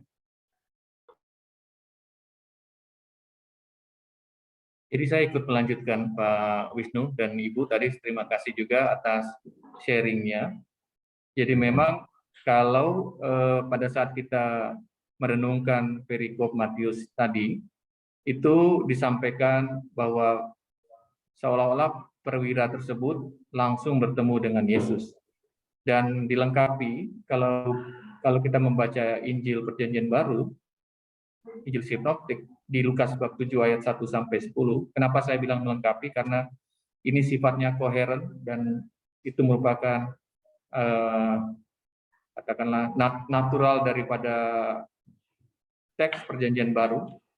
Pertama untuk sinoptik, kita bisa lihat di situ di ayat bab 7, Lukas 7 ayat 3, di mana ketika perwira itu mendengar tentang Yesus, Bisa jadi dia sudah mendengar ajaran-ajaran Yesus dan khotbah Yesus di bukit, ataupun memang sudah mendengar tentang bagaimana Yesus berkarya.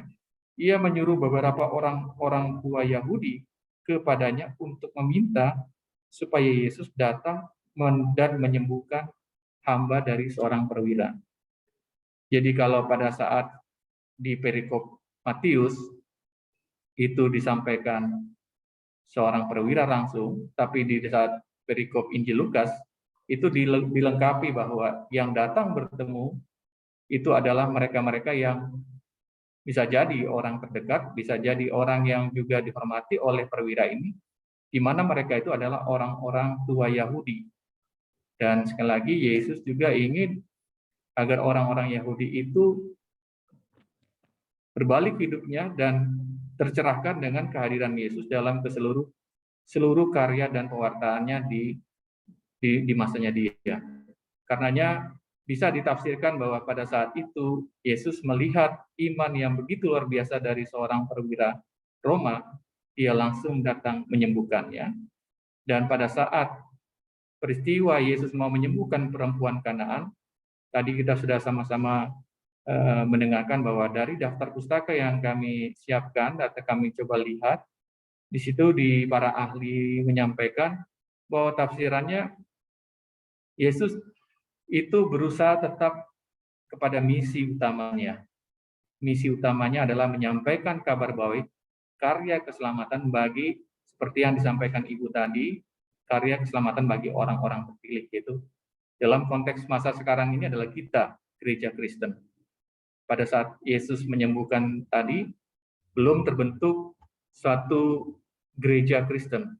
Baru kemudian dalam perjalanan berikutnya, terbentuk gereja Kristen perdana seperti yang kita ketahui bersama Bapak Ibu sekalian. Begitu yang saya bisa lanjutkan Pak Bro Wisnu dari pertanyaan Pak Antonius Yunan ini. Terima kasih.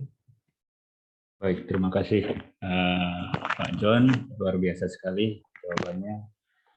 Bapak Ibu, mohon maaf karena waktunya sudah habis untuk tanya jawab dan juga narasumbernya juga harus buru-buru pulang. Jadi kita tidak dapat meneruskan tanya jawab ini yang semakin lama, menurut saya semakin lama semakin panas ini. Luar biasa, sampai jam segini Bapak Ibu masih tetap bersemangat, itu suatu hal yang luar biasa. Mungkin karena, bukan mungkin, tapi kita percaya bahwa ini adalah karya Roh Kudus. Jadi mungkin nanti sisa pertanyaannya akan kami kirimkan kepada Pak John, dan kemudian Pak John mungkin akan menjawabnya di lain kesempatan di WA Group ya Pak John ya. Baik, Pak Wisnu, mohon izin, ini masih ada berapa pertanyaan, kalau boleh tahu? Kita punya 7 pertanyaan, dan baru dijawab 3, jadi masih ada 4 pertanyaan lagi. Gimana Pak John? Oke, mungkin saya pikir kita boleh lanjutkan untuk berapa, 2-3 pertanyaan lagi Bapak Ibu? Pak Wisnu. Oke, siap. Oke, terima kasih Pak John untuk waktunya. Bapak Ibu, ternyata Pak John sungguh baik hati kepada kita, jadi kita diberi kesempatan masih ada 3 pertanyaan lagi. Maka kepada Kak Dela dan Kak Angel mohon ditampilkan pertanyaan. Ya, terima kasih Pak Wisnu, karena memang dengan sharing ini ternyata kita saling menguatkan dan saling juga jawaban Bapak Ibu sekalian, termasuk Pak Iskandar senior kami juga sangat menguatkan gitu Pak Wisnu. Jadi memang tadinya sedianya Bapak Ibu sekalian, kami ingin undur diri lebih awal, namun karena memang ini benar-benar sukacita dari Bapak Ibu sekalian, kami juga ingin ikut dalam sesi sharing ini, belajar bersama, untuk pertanyaan-pertanyaan selanjutnya gitu Pak Wisnu, silakan. Baik, terima kasih. Terima kasih buat waktunya Pak John. Baik, Kak Angel, pertanyaan keempat.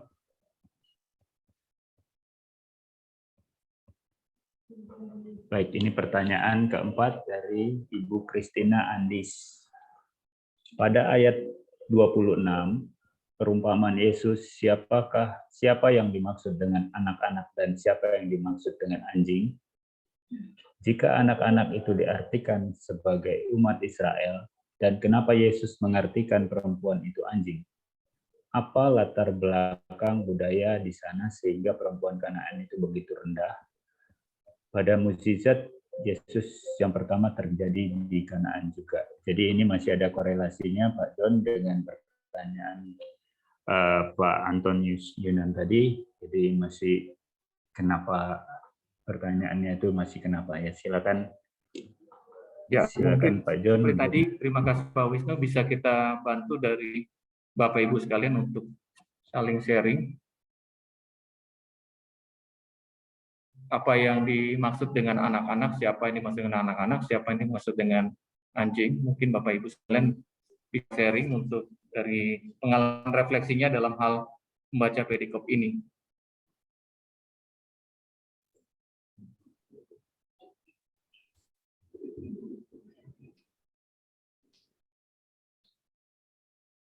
Ya, Pak John, saya ikut nimbrung. Monggo Pak. Monggo Romo. Monggo Romo. Monggo Romo. Monggo Romo. Monggo Romo. Selamat malam. Silakan Romo. Ya, kalau ikut keterangan dalam catatan kitab suci itu yang dimaksud dengan anak-anak itu menunjuk pada bangsa Israel. Sedangkan yang disebut sebagai anjing atau anjing-anjing biasanya adalah sebutan orang-orang Yahudi pada masa Yesus untuk orang bukan Yahudi. Memang itu sebagai sebuah seperti dalam bentuk penghinaan karena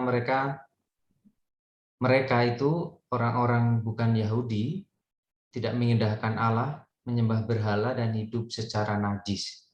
Maka orang-orang yang demikian bagi orang-orang Yahudi mereka sebut sebagai anjing atau anjing-anjing. Sehingga ketika perempuan dikatakan bahwa ketika ada yang budak, misalnya orang Kanaan, itu hamil, anak-anaknya pun juga disebut sebagai anjing begitu. Lalu kemudian yang di terakhir itu mukjizat Yesus yang pertama bukan di Kanaan tapi di Kana. Terima kasih, itu aja. Terima kasih banget Romo. Terima kasih Romo. Jadi begitu ya Bu Andis. Tadi sudah latar belakang budaya di sana memang melihat perempuan, apalagi perempuan itu bukan bangsa Israel. Jadi dapat dikatakan sebutannya seperti itu ya, sebutan sebagai anjing. Dan benar kata Romo tadi, mukjizat pertama terjadi di Kana, yaitu di Injil Yohanes ya. Itu merubah, saya agak tahu isinya karena ini merubah air menjadi anggur. Jadi saya karena berbau-bau anggur itu saya agak-agak hafal gitu ya Pak John. Iya, baik. Iya. Terima kasih. Baik, kayaknya tampaknya semakin bersemangat kita pada malam hari ini. Jadi langsung saja Kak Angel, pertanyaan berikutnya.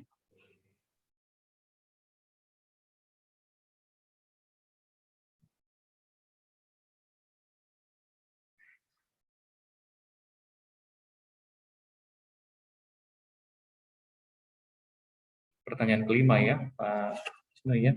Ya, pertanyaan kelima dari Ibu Selveriana Sitohang.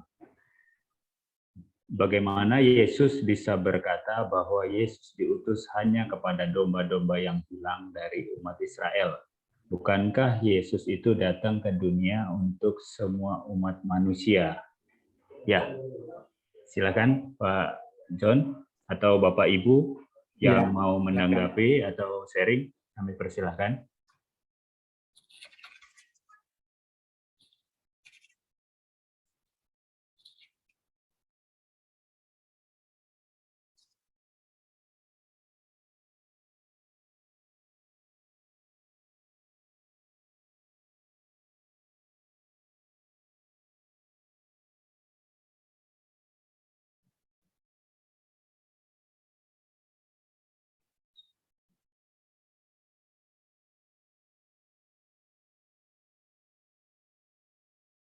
Bagaimana Bapak Ibu?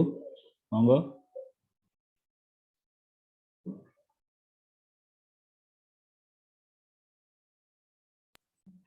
Ya, Saya pikir sebenarnya sudah rangkuman dari pertanyaan yang sebelum-sebelumnya semua, Pak. Karena kan memang Ya, Bu. antara anak dengan anjing, ya, ada antara menguji iman wanita yang tadi dijawab oleh Ibu siapa ya, Imelda atau Carolina tadi. Memang itu sudah rangkuman pertanyaan yang sebelum-sebelumnya kelihatannya. Hanya untuk menguji iman kalau menurut saya, dan sudah terjawab oleh Bapak Ibu semua juga. Ya, terima kasih Bu Susana. Ya, memang awalnya Yesus datang memang buat orang Israel karena memang itu yang sesuai dengan janji. Jadi dari keturunan kulah akan lahir Mesias. Jadi dari keturunan Daud, dan Yesus ini adalah keturunan Daud untuk membebaskan orang Israel. Namun yang mau dibebaskan ini orang Israel ini tidak mau menerima, gitu Bu. Jadi ketika orang Israel ini tidak mau menerima, akhirnya Yesus pun keselamatan itu datang sampai kepada orang non-Yahudi dan akhirnya sampai kepada kita. Jadi saya rasa memang benar, itu memang tadi telah dikatakan bahwa itu inti dari semuanya, bahwa yang kita pelajari hari ini. Jadi kenapa Yesus membuat mujizat kepada orang non-Yahudi, ya karena orang Yahudi sendiri yang ditolong tidak mengindahkan. Jadi Yesus menyelamatkan orang-orang non-Yahudi. Saya rasa itu dari saya. Saya rasa itu telah menjawab pertanyaan dari Ibu Selveriana Sitohang ya. Iya, betul sekali Pak. Kita lanjutkan ke pertanyaan selanjutnya apa? Iya, pertanyaan selanjutnya Pak Wisnu. Oke. Karena Pak ya. Apa bedanya ini ya? Sebutan ya, orang apa beda? Ya, dijawab singkat saja Pak. Apa bedanya dari Ibu Christine Ningsi? Apa bedanya sebutan orang Kristiani, orang Yahudi, dan orang kafir? Singkat saja Pak John.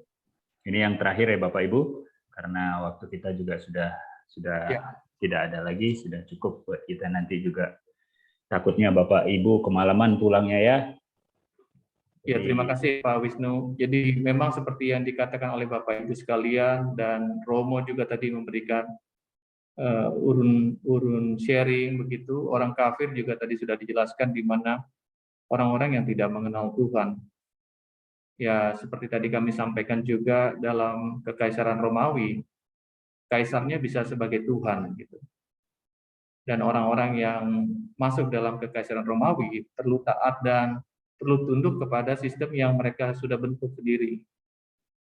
Kemudian untuk orang-orang Yahudi juga tadi kita sempat sedikit merefresh ataupun mengulas di slide yang sebelumnya, bahwa orang-orang Yahudi pada zaman Yesus itu adalah orang-orang yang memang mengimani ajaran kitab Taurat dan kitab-kitab yang disampaikan para nabi. Tapi seperti yang tadi disampaikan oleh Pak Bro Wisnu, benar sekali, bahwa kisah karya keselamatan Tuhan yang ingin dinyatakan boleh untuk orang-orang Israel dan juga orang-orang Yahudi, malah ternyata ada orang-orang Yahudi yang memang masih mempertahankan tradisi lamanya gitu, dan tidak mau beralih kepada karya keselamatan yang diwartakan oleh Tuhan Yesus. Orang Kristen ini sendiri adalah orang-orang yang seperti yang kita ketahui bersama, orang yang percaya akan Tuhan, dan sudah peristiwa wafat dan kebangkitan Tuhan, karya pelayanan dari para rasul, utamanya Santo Petrus dan Santo Paulus, kemudian melahirkan gereja perdana, gereja Kristen perdana. Mungkin itu dari saya Pak Bro Wisnu untuk pertanyaan Ibu Christine Ningsi. Baik, terima kasih. Iya. Kepada Pak John, Bu. Tadi pertanyaan ke-6 adalah pertanyaan kita yang terakhir ya Bapak Ibu, karena juga waktu tidak mengizinkan. Jadi terima kasih sekali lagi yang sebesar-besarnya kepada Pak John Nainggolan yang pada malam hari ini telah meluangkan waktunya, dan bersedia pulang lebih larut lagi. Terima kasih sekali. Terima kasih juga kepada Bapak Ibu sekalian yang telah hadir di sini dengan setianya. Semakin malam kita juga semakin panas, tapi apa daya, waktu juga lah yang harus kita akhiri pertemuan kita yang kelima ini. Sebelum kita mengakhiri, ada permintaan dari host untuk kita berfoto bersama. Jadi mohon kepada Bapak Ibu semua untuk membuka videonya.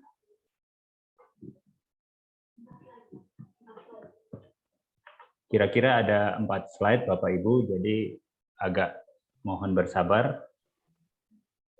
Oke, yang pertama, slide pertama, 1, 2, 3. Oke, slide kedua, 1, 2, 3. Slide ketiga, 1, 2, 3. Dan slide keempat, 1, 2, 3. Terima kasih Bapak Ibu, saudara-saudari sekalian. Terima kasih Romo, masih tetap setia menemani kami di sini. Sebelum kita akhiri, marilah kita doa bersama, doa penutup. Nanti berkatnya mohon kepada Romo Anton untuk memberi berkat penutup. Oh iya, sebelum lupa, tadi di awal sudah, maaf Bapak Ibu, saya lupa. Tadi di awal Kakak Angel sudah menjelaskan tentang kuis. Jadi sekarang kita masuki acara kuis yang akan dipandu oleh Kakak Angel. Pada Kakak Angel, silakan. Baik, terima kasih Om Wisnu untuk waktunya. Bapak Ibu, selamat malam, bertemu lagi dengan saya Angel. Baik, kita tidak akan terlalu lama. Kuisnya ini ada total 15 pertanyaan. Bapak Ibu hanya tinggal klik aja pertanyaan yang benarnya itu yang mana. Baik, sudah di-send teman-teman untuk link kuisnya? Oke, Bapak Ibu sudah bisa lihat di Zoom chat. Itu sudah ada link untuk quizizz.com. Bapak Ibu klik link tersebut, lalu masukkan kodenya 910496. Oke.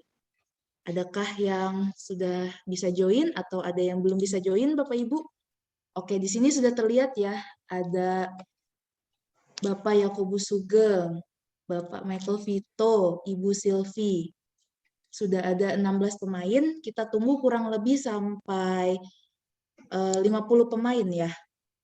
Karena kita ada 93 partisipan di sini, kita tunggu sampai 50 orang terlebih dahulu.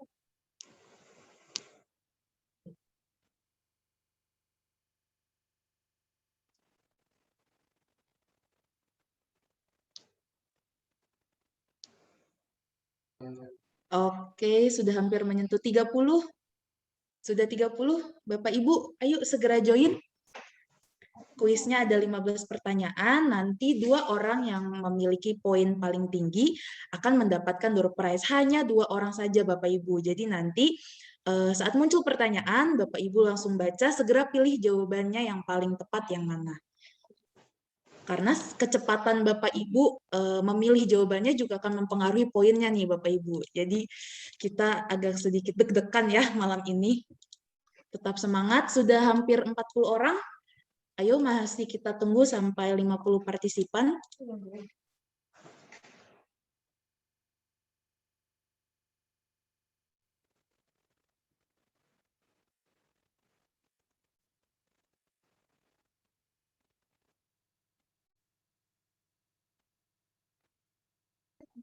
Oke, sudah 41. Kita masih tunggu 9 orang lagi.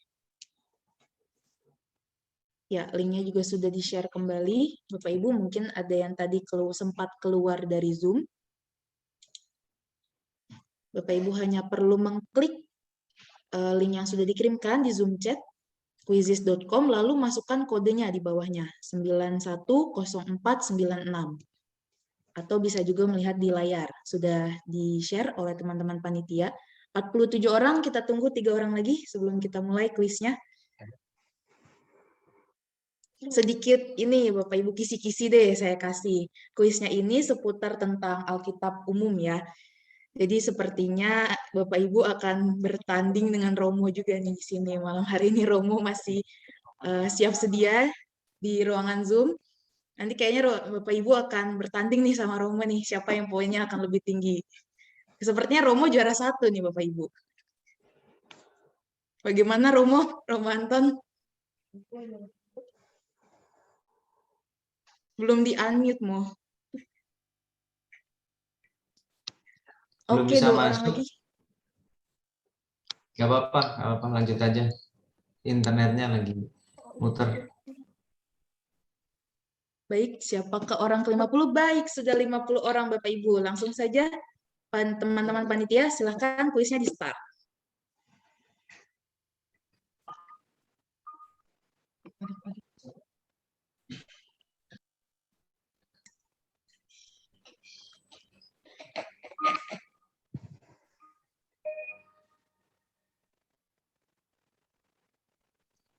Baik, kuis pertama sudah muncul.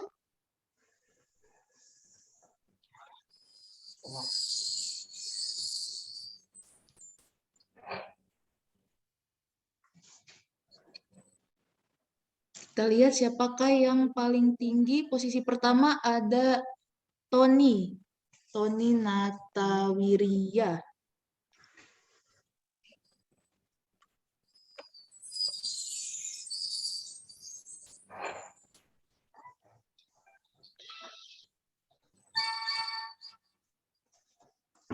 Oke, Bapak. Sekarang Bapak Arista Chandra memimpin di peringkat pertama. Ayo, Bapak Ibu sekalian, jangan sampai turun peringkatnya yang sudah di peringkat 1 dan 2. Peringkat kedua ada Ibu Christina Andis. Baik. Wah, peringkatnya sudah berubah lagi. Antusias sekali Bapak Ibu ini. Mantap.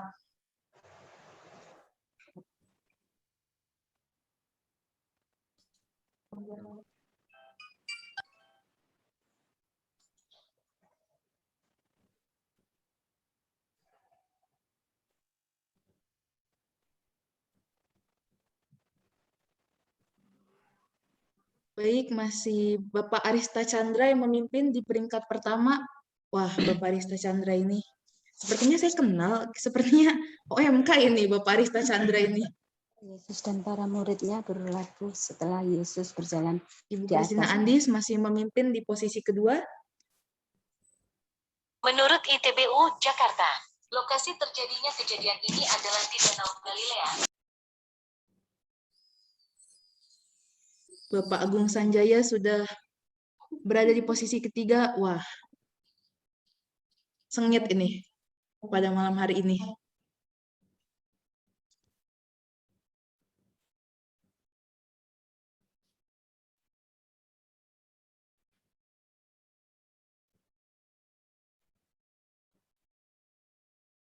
Lama.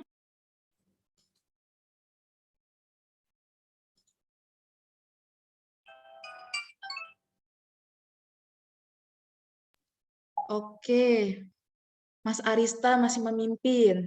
Posisi kedua Ibu Christina Andis. Ketiga ada Bapak Agung dan Bapak Tony ternyata turun ke bawah Bapak. Peringkatnya tidak di 1 lagi. Lalu kelima ada Bapak Sugeng.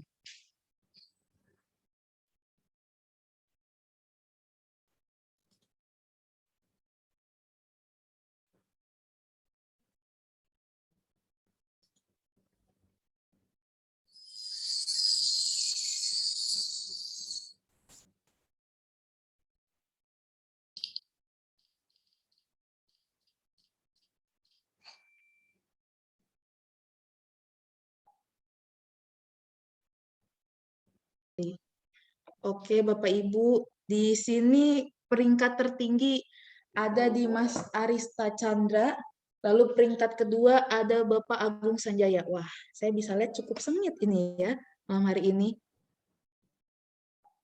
Ibu Krisna Andi rupanya turun ke posisi ketiga. Oh, sudah naik lagi di posisi kedua. Baik, Ibu.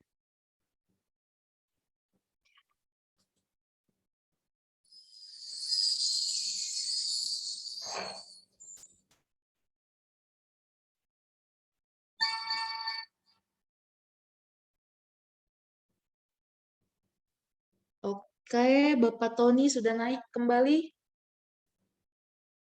Oh, ternyata turun lagi. Masih Ibu Andis di posisi kedua.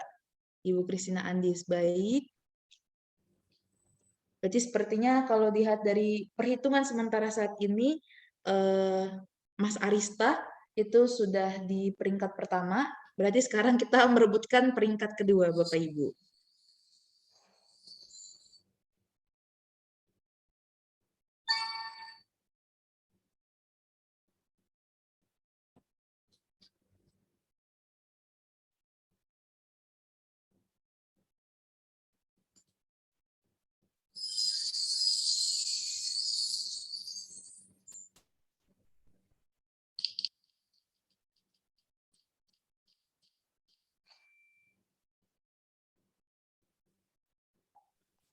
Baik Bapak Ibu, kita masih menunggu sampai di layar sudah 100% ya. Karena ini masih dalam proses, Bapak Ibu yang lain masih menjawab pertanyaannya. Jadi kita bisa menyelesaikan permainan ini sampai di 100% terlebih dahulu. Jadi Bapak Ibu sepertinya masih ada kesempatan untuk meraih peringkat kedua. Semangat Bapak Ibu. Oke, Bapak Agung menyalip kembali di peringkat kedua.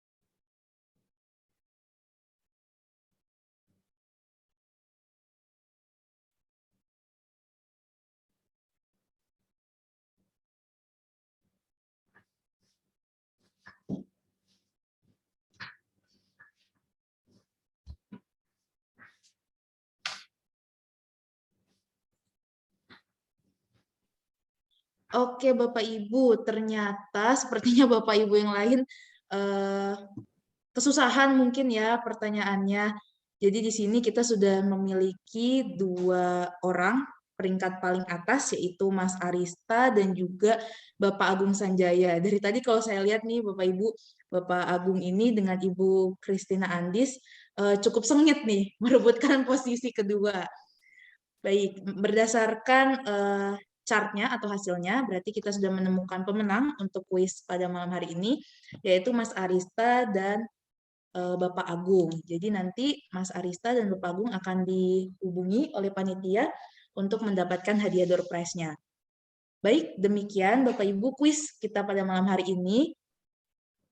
Mungkin di pertemuan berikutnya kita akan bermain lagi menggunakan kuisis. Sampai berjumpa lagi Bapak Ibu dan selamat malam. Waktunya saya kembalikan lagi ke Om Wisnu. Terima kasih. Terima kasih, kasih. Angela. Terima kasih.